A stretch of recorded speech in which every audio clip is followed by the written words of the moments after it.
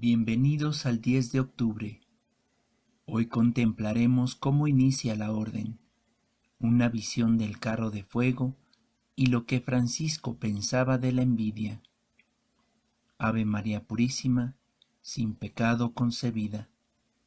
Por la señal de la Santa Cruz, de nuestros enemigos, líbranos Señor Dios nuestro, en el nombre del Padre, y del Hijo, y del Espíritu Santo. Amén.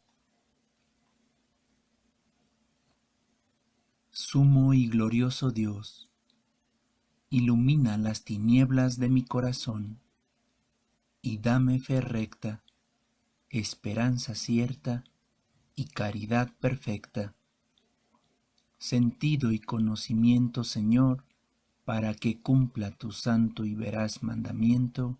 Amén. ¿Quién eres tú, dulcísimo Señor mío? ¿Y quién soy yo, gusanillo tu servidor? Cuánto quisiera amarte, Santísimo Señor mío. Cuánto quisiera amarte, Señor mío dulcísimo. Señor mío y Dios mío, te entregué todo mi corazón y todo mi cuerpo, y ardientemente anhelo darte más, si supiera qué más darte. Amén. Acata el santo la orden del Pastor Supremo. Recurre confiado a Cristo, ora con insistencia y exhorta a los compañeros a orar devotamente a Dios. Es más, obtiene respuesta en la oración y transmite a los hijos un mensaje de salud. La conversación familiar de Cristo se da a conocer mediante parábolas. Francisco le dice: así hablarás al Papa. Había en un desierto una mujer pobre, pero hermosa. Por su mucha hermosura llegó a amarla un rey. Convino gustoso con ella y tuvo de ella graciosísimos hijos. Algo mayores ya estos y educados en nobleza, la madre les dice: no os avergoncéis, queridos, de ser pobres, pues sois todos hijos de un gran rey. Idos enhorabuena a su corte y pedidle cuanto necesitéis. Ellos, al oír esto, se admiraban y alegraban, y animados con que se les ha dado fe de su linaje real, sabedores de que son futuros herederos, la pobreza misma la miran ya como riqueza. Se presentan confiados al rey, sin temer severidad en él, cuyos rasgos ostentan. El rey se reconoce retratado en ellos y pregunta sorprendido de quién son hijos. Y como ellos aseguran ser hijos de una mujer pobre que vive en el desierto, abrazándolos dice: sois mis hijos y mis herederos. No temáis. Si los extraños comen de mi mesa, más justo es que me esmere yo en alimentar a quienes está destinada con todo derecho mi herencia. Y el rey manda luego a la mujer que envíe a la corte para que se alimenten en ella todos los hijos tenidos de él. El santo se llena de alegría con la parábola y lleva luego al Papa la respuesta divina. Esta mujer representaba a Francisco por la fecundidad en muchos hijos, no por lo que tiene de molicie los hechos. El desierto es el mundo, inculto entonces y estéril en enseñanzas virtuosas. La descendencia hermosa y numerosa de hijos, el gran número de hermanos, hermoseado con toda suerte de virtudes. El Rey, el Hijo de Dios, a quien por la semejanza que les da la santa pobreza, reproducen configurados con él y se alimentan de la mesa real, sin avergonzarse de su pobreza, pues contentos de imitar a Cristo y viviendo de limosna, están seguros de que a través de los desprecios del mundo llegarán a ser bienaventurados. Al oírlo el señor Papa se quedó muy asombrado de que el Señor revelara su voluntad a hombre tan simple, y reconoció que ese varón no se movía guiado por sabiduría humana, sino por la inspiración y poder del Espíritu. Entonces el bienaventurado Francisco se inclinó ante el señor Papa con tanta humildad, como devoción le profesó obediencia y reverencia. Y como los otros hermanos todavía no habían prometido obediencia, asimismo profesaron obediencia y reverencia al bienaventurado Francisco, según se lo mandó el señor Papa. Obtenida la aprobación de la regla, emprendió Francisco con gran confianza el viaje de retorno hacia el valle de Spoleto, dispuesto ya a practicar y enseñar el Evangelio de Cristo. Durante el camino, iba conversando con sus hermanos sobre el modo de observar fielmente la regla recibida, sobre la manera de proceder ante Dios en toda santidad y justicia, y cómo podrían ser de provecho para sí mismos y servir de ejemplo a los demás. Grande era su alegría cuando no veían ni tenían nada que vana y carnalmente pudiera excitarles a deleite.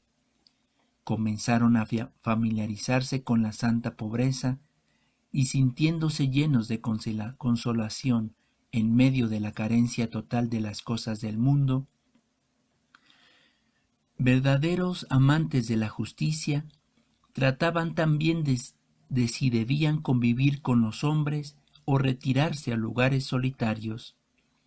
Mas San Francisco, que no confiaba en sí mismo y se prevenía para todos los asuntos con la santa oración, escogió no vivir para sí solo, sino para aquel que murió por todos, pues se había enviado a ganar para Dios las almas que el diablo se esforzaba en arrebatárselas. El muy valeroso caballero de Cristo Francisco recorría ciudades y castillos anunciando el reino de Dios, predicando la paz y enseñando la salvación y la penitencia para la remisión de los pecados, no con persuasivos discursos de humana sabiduría, sino con la doctrina y poder del Espíritu. Tan profundo era el olvido de Dios, y tanto había cundido en casi todos el abandono indolente de sus mandatos, que era poco menos que imposible sacudirlos de algún modo de sus viejos e inveterados vicios. Mucha gente del pueblo, nobles y plebeyos, clérigos y legos, tocados de divina inspiración, se llegaron a San Francisco, deseosos de militar siempre bajo su dirección y magisterio. Quiero que esta fraternidad se llame Orden de Hermanos Menores, y en verdad menores quienes, sometidos a todos, buscaban siempre el último puesto y trataban de emplearse en oficios que llevaran alguna apariencia de deshonra, a fin de menester, fundamentados así en la verdadera humildad, que en ellos se levantara en orden perfecto el edificio espiritual de todas las virtudes. Al despreciar todo lo terreno y al no amarse a sí mismos con amor egoísta, centraban todo el afecto en la comunidad y se esforzaban en darse a sí mismos para subvenir a las necesidades de los hermanos. Deseaban reunirse y reunidos se sentían felices. En cambio era penosa la ausencia, la separación amarga y dolorosa la partida. Para nada osaban anteponer a los preceptos de la santa obediencia aquellos obedientísimos caballeros, que antes de que se hubiera concluido la palabra de la obediencia, estaban ya prontos para cumplir lo ordenado. No sabían hacer distintivos en los preceptos, más bien, evitando toda resistencia, se ponían como con prisas a cumplir lo mandado. Eran seguidores de la altísima pobreza, pues nada poseían ni amaban nada por esta razón. Nada tenían que temer. Estaban contentos con una túnica sola, remendada a veces por dentro y por fuera.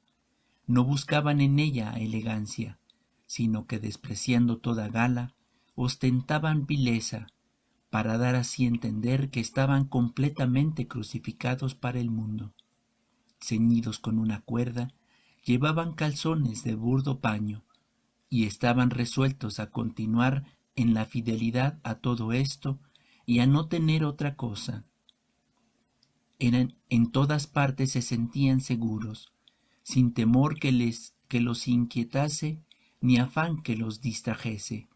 Despreocupados aguardaban al día siguiente, y cuando con ocasión de los viajes se encontraban frecuentemente en situaciones incómodas, no se angustiaban pensando dónde habían de pasar la noche, pues cuando en medio de los fríos más crudos carecían muchas veces del necesario albergue, se recogían en un horno, o humildemente se guarnecían de noche en grutas o cuevas.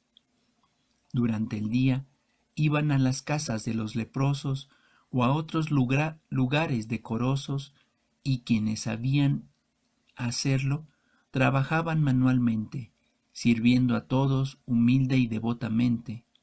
Rehusaban cualquier oficio del que pudiera originarse escándalo. Más bien, ocupados siempre en obras santas y justas, honestos y útiles, estimulaban a la paciencia y humildad cuantos trataban con ellos. De tal modo estaban revestidos de la virtud de la paciencia, que más querían morar donde sufriesen persecución en su carne, que allí, donde conocida y alabada su virtud, pudieran ser aliviados por las atenciones de la gente, y así muchas veces padecían afrentas y oprobios. Fueron desnudados, azotados, maniatados y encarcelados sin que buscasen en la protección de nadie, y tan virilmente lo sobrellevaban que de su boca no salían sino cánticos de alabanza y gratitud. Rarísima vez, por no decir nunca, cesaban en las alabanzas a Dios y en la oración. Se examinaban constantemente, repasando cuanto habían hecho, y daban gracias a Dios por el bien obrado, y reparaban con gemidos y lágrimas las negligencias y ligerezas. Se creían abandonados de Dios si no gustaban de continuo la acostumbrada piedad en el espíritu de devoción. Cuando querían darse a la oración, recurrían a ciertos medios que se habían ingeniado. Unos se apoyaban en cuerdas suspendidas para que el sueño no turbara la oración. Otros se ceñían con instrumentos de hierro. Algunos, en fin, se ponían piezas mortificantes de madera. Si alguna vez por excederse en el comer o beber quedaba conturbada como suele la sobriedad, o si por el cansancio del viaje se habían sobrepasado, aunque fuera poco, de lo estrictamente necesario, se castigaban duramente con muchos días de abstinencia. En fin, tal era el rigor en reprimir los incentivos de la carne, que no temían arrojarse desnudos sobre el hielo, ni revolcarse sobre zarzas hasta quedar tintos en sangre. Tan animosamente despreciaban lo terreno, que apenas consentían en aceptar lo necesario para la vida, y habituados a negarse toda comodidad, no se asustaban ante las más ásperas privaciones. En medio de esta vida ejercitaban la paz y la mansedumbre con todos. Intachables y pacíficos en su comportamiento, evitaban con exquisita diligencia todo escándalo. Apenas si hablaban cuando era necesario, y de su boca nunca salía palabra chocarrera ni ociosa, para que en su vida y en sus relaciones no pudiera encontrarse nada que fuera indecente o inhonesto. Eran disciplinados en todo su proceder, su andar era modesto, los sentidos los traían mortificados, que no se permitían ni oír ni ver sino lo que se proponían de intento.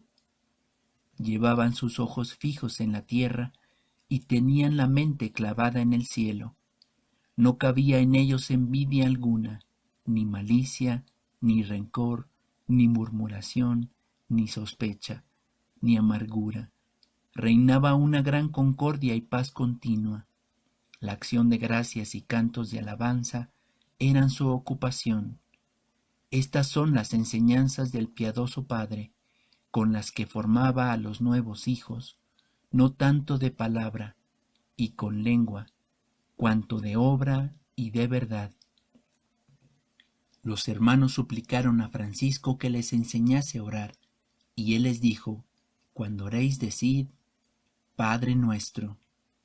Y también: te adoramos, Cristo, en todas las iglesias que hay en el mundo entero, y te bendecimos, porque por tu santa cruz redimiste al mundo.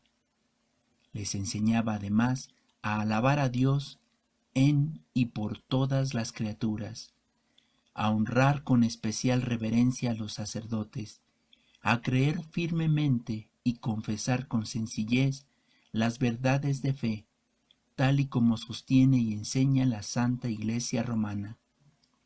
Mientras moraban los hermanos en el referido lugar, un día de sábado, se fue el santo varón a Sisa para predicar, según su costumbre, el domingo por la mañana en la iglesia catedral. Pernoctaba, como otras veces, entregado a la oración, en un tugurio sitio en el huerto de los canónigos. A eso de medianoche, sucedió de pronto que, estando Francisco corporalmente ausente de sus hijos, algunos de los cuales descansaban y otros perseveraban en oración, penetró por la puerta de la casucha de los hermanos un carro de fuego de admirable resplandor, que dio 3 vueltas a lo largo de la estancia. Sobre el mismo carro se alzaba un globo luminoso que, ostentando el aspecto de sol, iluminaba la oscuridad de la noche. Quedaron atónitos los que estaban en vela, se despertaron llenos de temor los dormidos, y todos comprendieron que había sido el mismo santo, ausente en el cuerpo, pero presente en el espíritu, y transfigurado en aquella imagen, el que les había sido mostrado por el Señor en el luminoso carro de fuego, para que, como verdaderos israelitas, caminasen tras las huellas de aquel que, cual otro Elías, había sido constituido por Dios en carro y auriga de varones espirituales. Se puede creer que el Señor, por las plegarias de Francisco, abrió los ojos de estos hombres sencillos para que pudieran contemplar las maravillas de Dios.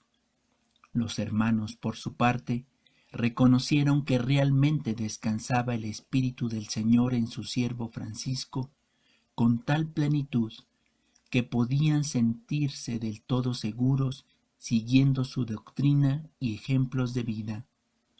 Después de esto, Francisco condujo a sus hermanos a Santa María de la Porciúncula. Del pecado de la envidia que se ha de evitar. Dice el apóstol: nadie puede decir Señor Jesús sino en el Espíritu Santo. Y no hay quien haga el bien, no hay ni siquiera uno.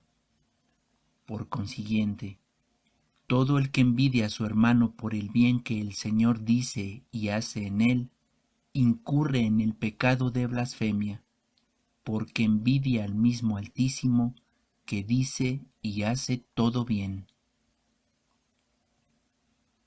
Omnipotente, Santísimo, Altísimo y Sumo Dios, todo bien, sumo bien, total bien, que eres el solo bueno, haz que te restituyamos toda alabanza, toda gloria, toda gracia, todo honor, toda bendición y todos los bienes.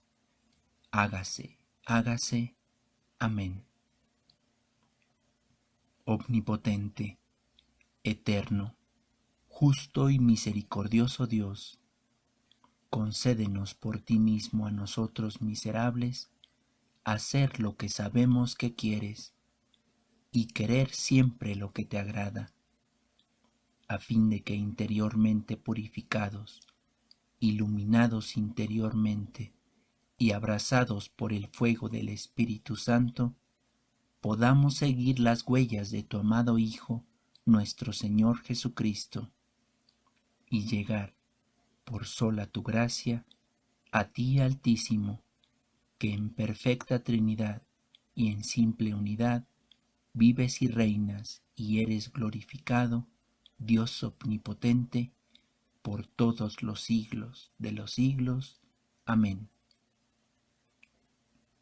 Santa Virgen María, no ha nacido en el mundo ninguna semejante a ti entre las mujeres, hija y esclava del Altísimo y Sumo Rey, el Padre Celestial, Madre de nuestro Santísimo Señor Jesucristo, Esposa del Espíritu Santo, ruega por nosotros con San Miguel Arcángel y con todas las virtudes de los cielos y con todos los santos, ante tu Santísimo amado Hijo, Señor y Maestro.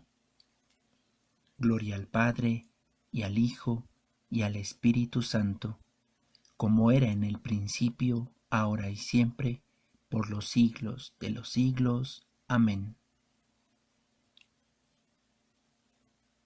Oh San Francisco, que recibiste los estigmas en el monte Alberna, el mundo tiene nostalgia de ti como icono de Jesús crucificado. Tiene necesidad de tu corazón abierto a Dios y al hombre, de tus pies descalzos y heridos, y de tus manos traspasadas e implorantes. Tiene nostalgia de tu voz débil, pero fuerte por el poder del Evangelio.